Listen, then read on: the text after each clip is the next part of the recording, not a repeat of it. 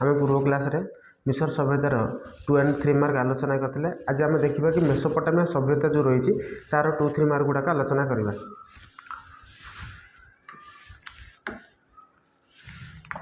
Mesopotamia सभ्यतार 2-3 mark रे प्रथम जो क्वेश्चन अच्छे, प्रथम क्वेश्चन हूँ मेसोपोटामिया सभ्यतार अर्थ कौन, अर्थात कौन मेसोपोटामिया सभ्यतार अर्थ कौन। मेसोपोटामिया शब्दर अर्थ है दुईटी नदीर मध्य भाग को कहुए मेसोपोटामिया, अर्थात मेसोपोटामिया शब्दर अर्थ हूँ दुईटा नदीर मध्य भाग को मेसोपोटामिया कहु। कौन से दुईटा नदी से कौन ग्रीक रे मेसो शब्दर अर्थ हो मध्य भाग एवं पोटामस शब्दर अर्थ हो नदी, अर्थात ग्रीक रे जब देखा ये मेसोपोटामिया को जब कौन कर ग्रीक भाषा जब देखा ताल मेसो शब्दर अर्थ हो मध्य भाग को बुझाऊँ एवं पोटामस शब्दर अर्थ को आम नदी को बुझुचे।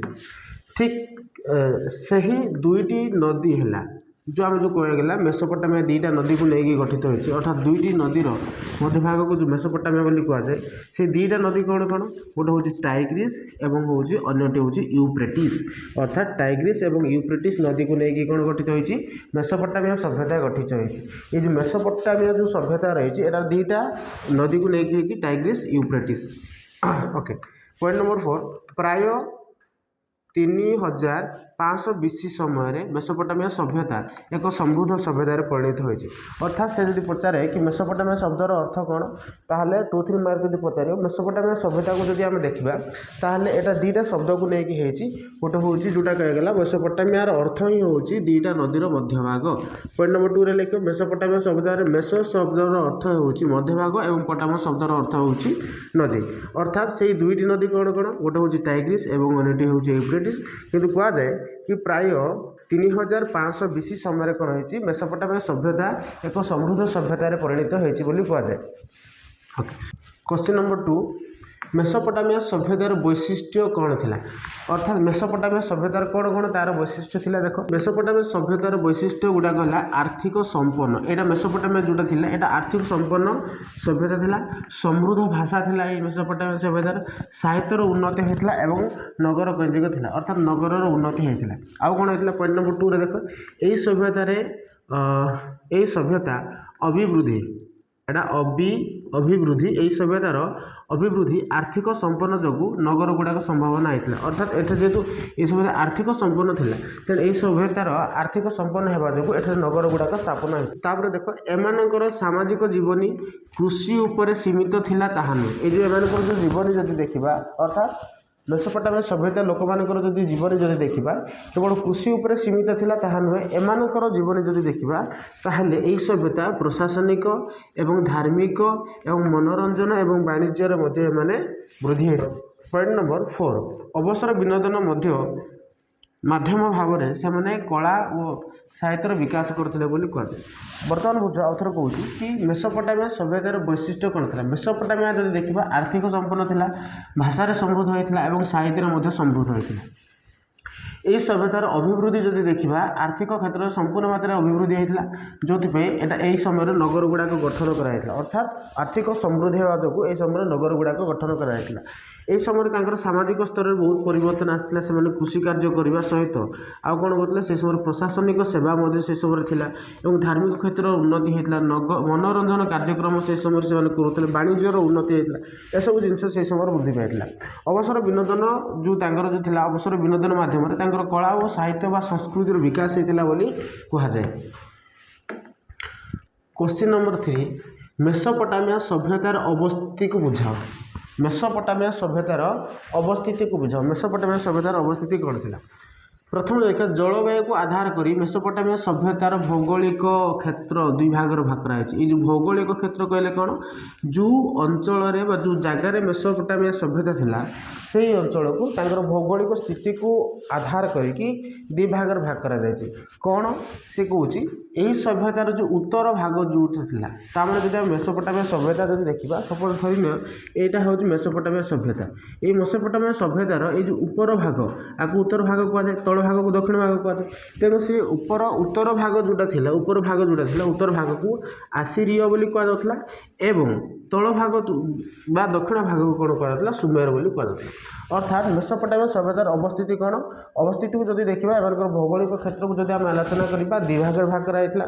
उपर भाग अर्थात उत्तर भाग को आसीरिय बोली कहुवा समय तल भाग अर्थात दक्षिण भाग को सुमेरिय बोली कहुला सुमेर बोली कहुला। से आदिवासी मान सुमेरिय बोली कहुए। सुमेर दुईटी ये जो सुमेर रे दुईटी नदीर मिलन स्थल था जेहेतु आम जाचे एठे आम पढ़ले जे यही सभ्यतार दुईटा नदी प्रवाहित होची गोटे हूँ टाइग्रिस एवं अन्यटी हूँ यूफ्रेटिस। ये दुईटा जोटा नदी प्रवाहित होता ये दुईटा नदी प्रवाहित ऊपर टाइग्रिस होता तले यूफ्रेटिस ये दुईटा नदीर संगम स्थल था सुमेर। तेणु यही स्थल में जेहेतु यहाँ संगम स्थल था एठार भल एठार सदाबेले जल रही है अर्थात ये जो अंचल सदाबेले कौन होता कि जलर सुविधा था जो एमाने कृषि कार्य करुले विशेष भाव में वृष्टि जल उपर निर्भर करुनथिले। उत्तर भाग में आसीरिय अंचल जलर सुविधा विशेष सुविधा नाला कहीं सुविधा था नो डाउट कि एटा दुईटा नदी प्रवाहित होता किंतु दुईटा नदी प्रवाहित है सत्ते जेहेतु एटा पाखापाखि ये जो दुईटा नदी एटा जेहेतु पाखापाखि गोटे जगह मिलन होती तेणु यही अंचल बेसी जलर सुविधा था कि ये अंचल दूर दूर जो दूर अंचल नदी ठार जो दूर अंचल जो गुड़ाक था से जलर सुविधा नाला जो साधारणतः एम कौन करते कि वृष्टि जल उपर निर्भर करुले। तो पॉइंट नंबर 4 जोटा रही से मैंने ये जो सभ्यतार लोक मैंने अर्थात सुमेर सभ्यतार ये जो सुमेरी अंचल लोक मैंने केनाल माध्यम कृषि कार्य करुवा बेले ये जो उत्तर भागरे जो आसीरिय अंचल लोक मैंने साधारणतः कृषि वर्षा जल उपर निर्भर करुले। यही सभ्यता को जब आम देखा ताले 3000 BC समय नगर स्थापन कर ऐतिहासिक मैंने मत दिखते। क्वेश्चन नंबर 4 राजनैतिक अवस्था कौन थिला अर्थात आम जब देखा कि मेसोपोटामिया सभ्यतार राजनैतिक स्थिति बा राजनैतिक अवस्था कौन थिला। मेसोपोटामिया सभ्यता को जब देखा प्राय 2370 BC समय सीरियार आकाडियन माने जो माने थिले से आकाडियन मानकर राजा थिले सार्गन। तेणु 2370 BC समय सीरियार जो आकाडियन माने जो माने थिले बा आदिवासी माने थिले तांकर राजा थिले सार्गन। ये कौन करते ये सुमेर उपर आक्रमण करते सार्गन कौन कले सुमेर उपर आक्रमण कले जितेबाला सुमेर उपर आक्रमण कले से प्राय से 200 वर्ष धरी शासन करने लगे अर्थात तांकर वंशर लोक मैंने एठारे कौन कले जो आकाडियन मान जो मैंने थे आकाडियन मैंने एठारे प्राय 200 वर्ष धरी शासन एठारे कले। यापर झड़ झंझा आसवा से समय नगर गुड़ाकर बहुत विकास होता बहुत परिस्थिति मध्य देकी गति करते समय से नगर गुड़ाक बहुत विकास होता। आकाडियन मानक पर ये जो आकाडियन मान एम तो 200 वर्ष धरी शासन करते आकाडियन मानक पर से समय आकाडियन मानक समय सबुठ समृद्ध जदि नगर देखा ताले समृद्ध नगर कौन थी ऊर थी आकाडियन मानक समय समृद्ध नगर थिला ऊर।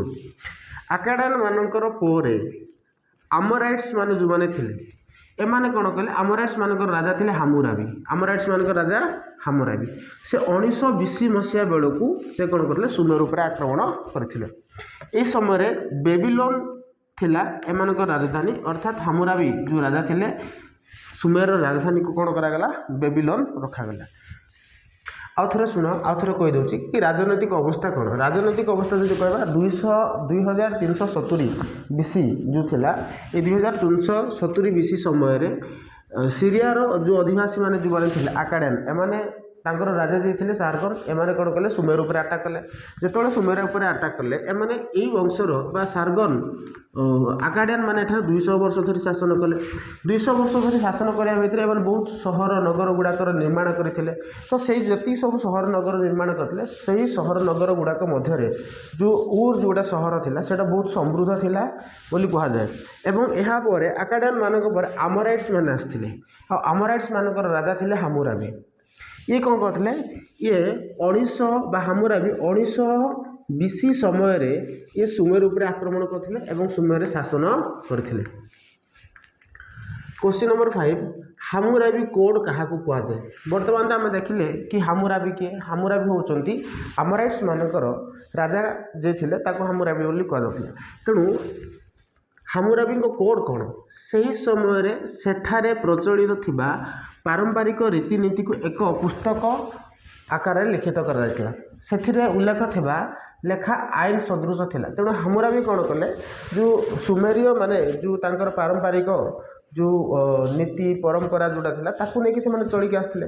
हामुराबी जेतेबेले कौन कले कि सुमेर उपर अटैक कले से समय से जो परंपरा रीति उपर आधारित से जो नीति रीतिनीति को से कौन कले कि तांकर गोटे पुस्तक से लिखा लगे जोटा कि आईन सदृश थिला बोली कहुए। सही आईन समस्त सामान थिला। ए जो पुस्तक जो आईन से प्रणयन कले ये आईनटा समस्त सामान थिला। जदि कहीं आईन अवमानना करे तेबे सेमानकु दास मानक तुलन अधिक दंड मिलूला। जदि कहीं से जो हामिराबी द्वारा लिखित आईन को जदि कहीं अवमानना करता ताले दास मैंने जो दंड पाते ताठू भी अधिक दंड से दि जाता बोली कहुए। आईन टी यूनिफॉर्म लिपि रे लिखित होता। तेणु सबुठ इम्पोर्टाट जिनस सबुठ गुरुत्वपूर्ण जिनस प्रश्न कि मेसोपोटामिया सभ्यता समय क्यों लिपिर व्यवहार करा हूँ सेटा हूँ क्यूनिफॉर्म लिपि। क्यों लिपि?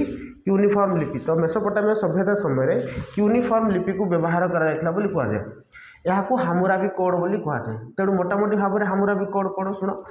हामुराबी जितेबाला 1900 BC समय जिते सुमेर उपर अटैक कले से समय हामुराबी किए थे? हामुराबी थे अमोराइट्स मानकर राजा। तो अमोराइट्स मानकर जो राजा थे हामुराबी से जितेबाला से अटैक कले से जो सुमेरिय माने जो रीतिनीति परंपरा जो जो आईन थिला तांकर बा जो रीतिनीति परंपरा थिला से जो चली आसते ताकू से कौन कले एक लिखित आकार रखिले। आ जो लिखित आकार रखिले ताकू सही समय संविधान बोली कहुला से समय। तेणु ताहा आईन सदृश थिला, आईन सहित सामान थिला। जेहेतु ये लिखिथिले हामुराबी जेहेतु यही रीतिनीति परंपरा गुड़ाक जेहेतु से लिखिथिले एटा यूनिफॉर्म लिपि रे लिखा जाइथिला। हामुराबी द्वारा लिखित होइथवा जो लिपि बा कोड सेटा यूनिफॉर्म लिपि रे लिखा जाइथिला। तेणु जेहेतु ये कौन करथिले आकु लिखिथिले तेणु आकु कहा जाउछि हामुराबी कोड बोली कहा जाउछि। धार्मिक विश्वास यही समय किपरि थिला? यही सभ्यतार लोक मैंने अधिक ईश्वर विश्वास थिले। अर्थात से जो सभ्यता मेसोपोटामिया सभ्यतार लोक मैंने बहुत ईश्वर को बहुत भल पाते से दैनंदिन जीवन में जी सब समस्या हुए आमर जमी समस्या हुए आम ईश्वर को प्रार्थना करूँ कहूँ कि प्रभु एगुड़ाक आम समस्या है भगवान ईश्वर आम ये समस्या है तेणु तार समाधान कराऊ तार सल्यूशन हो ए समस्या आमठू दूरे जाऊ जमी आम ए प्रकार प्रार्थना करुचु ठीक सेमिति सेमाने मध्य कौन करुले कि ईश्वरंकर जो ईश्वर थे निकट से प्रार्थना करुले।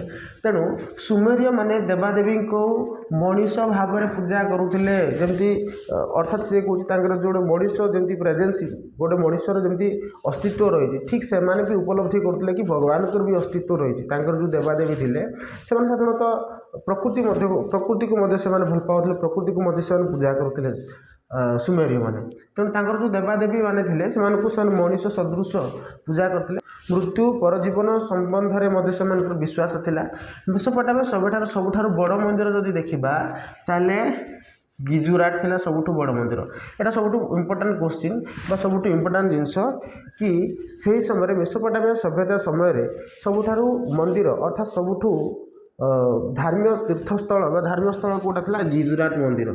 एठारे यह सेमानकर उपासना पीठ थिला। तेणु आउ थे कौच धर्मीय विश्वास कौन थी? धर्मीय विश्वास जब आम कह से बहुत धर्मीय विश्वास थे ईश्वर को से मानुले ईश्वर को आराधना करते दैनंदिन जीवन जो जो समस्या होता से समस्या गुड़ी को कौन करते ईश्वर के आगे प्रकट करते आ समस्यार समाधान करने प्रार्थना करुले।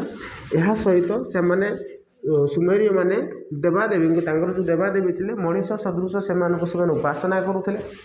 यह सहित से कौन पर जीवन मृत्यु परर जीवन उपर विश्वास थिला। यह व्यतीत से आहरी कौन कहला से समय जो मंदिर गोटे बहुत बड़ निर्माण कराइला एटा कृत्रिम मंदिर अर्थात मनीष मैंने थे से मंदिर थिला गिजुराट से मंदिर थिला गिजुराट यही मंदिर में से उपासना पीठ थिला बोली कहा। से समय लिपि किपरि थिला? मेसोपोटामिया सभ्यतार जो लिपि प्रचलन कराइला यूनिफॉर्म लिपि कहुए। अर्थात मेसोपोटामिया सभ्यतार प्रचलित थिबा लिपि को यूनिफॉर्म लिपि कहुए। मेसोपोटामिया सभ्यतार जो प्रचलित थिला लिपि कौन? यूनिफॉर्म लिपि। तो यही जो यूनिफॉर्म लिपि थिला जहाँ साहाय्य हामुराबी कौन करते हामुराबी कोड लिखिते। ये जो हामुराबी ये जो यूनिफॉर्म लिपि माध्यम हामुराबी कौन करते कि हामुराबी कोड को लिखिते। यही लिपि 3000 500 BC ସମୟରୁ ବ୍ୟବହାର କରାଯାଉଥିଲା ବୋଲି ଐତିହାସିକମାନେ ମତ ଦେଇଛନ୍ତି। ଏ ଲିପିରୁ ଜଣାପଡ଼େ କି ସେହି ସମୟରେ 3ଟି ଜାତିର ଲୋକମାନେ ଦେଖାଯାଉଥିଲେ। କ'ଣ? ସମ୍ଭ୍ରାନ୍ତ ବର୍ଗ, ସାଧାରଣ ବର୍ଗ ଏବଂ ଦାସ ବର୍ଗ। ଆଉ ଥରେ ଶୁଣ କୋଶ୍ଚିନ୍ଟା, ସେହି ସମୟରେ ଲିପି କ'ଣ ଥିଲା? ମେସୋପୋଟାମିଆ ସଭ୍ୟତା ସମୟରେ ଯଦି ଲିପି ଦେଖିବା ତାହେଲେ କ୍ୟୁନିଫର୍ମ ଲିପି ଥିଲା। ସେମାନେ କ୍ୟୁନିଫର୍ମ ଲିପିକୁ ବ୍ୟବହାର କରୁଥିଲେ। ଆଉ ଏଇ କ୍ୟୁନିଫର୍ମ ଲିପି ମାଧ୍ୟମରେ ହାମୁରାବି କ'ଣ ଲେଖିଥିଲେ? ହାମୁରାବି କୋଡ଼୍ ଲେଖିଥିଲେ ବା ତାଙ୍କର ଯେଉଁ ସମ୍ବିଧାନ ସେ ଲେଖିଥିଲେ। ତାପରେ ସେ କହୁଛି ଏଇ ଯେଉଁ ଲିପି 3500 BC ସମୟ ଠାରୁ ହିଁ ପ୍ରଚଳିତ ଥିଲା। ଏଇ ଲିପିରୁ ଜଣାପଡ଼ୁଥିଲା କି ସେ ସମୟରେ 3ଟି ବର୍ଗର ଲୋକମାନେ ଦେଖାଯାଉଥିଲେ ସେଠାରେ। କ'ଣ କି ସେ 3ଟି ବର୍ଗ ହେଲା ସାମନ୍ତ ବର୍ଗ, ସାଧାରଣ ବର୍ଗ ଏବଂ ଦାସ ବର୍ଗ। ଯେଉଁମାନେ ମିଶର ସଭ୍ୟତାର 2-3 ମାର୍କ ଦେଖିନ ସେମାନେ ଚ୍ୟାନେଲରେ ଆଭେଲେବୁଲ୍ ରହିଛି କି ଯାଇକି ତୁମେ ଦେଖ। ଆଉ ଯେଉଁମାନେ ଏଇ ଯେଉଁ 2-3 ମାର୍କ ଗୁଡ଼ାକ ପାଇବା ପାଇଁ ଚାହାନ୍ତି ତ ଡେସ୍କ୍ରିପସନ୍ ବକ୍ସରେ +2 ଫାର୍ଷ୍ଟ ଇୟର ଟେଲିଗ୍ରାମ ଚ୍ୟାନେଲର ଲିଙ୍କ୍ ଅଛି, ସେଠି ଜଏନ୍ କର। ସେଠି ଛଡ଼ାଯାଉଛି ଭିଡ଼ିଓ ଗୁଡ଼ାକ, ଏହା ସହିତ ନୋଟ୍ସ ବି ଛାଡ଼ି ଦିଆଯାଉଛି, ତୁମେ ସେଠି ଜଏନ୍ କର, ମିଳିବ। ଧନ୍ୟବାଦ।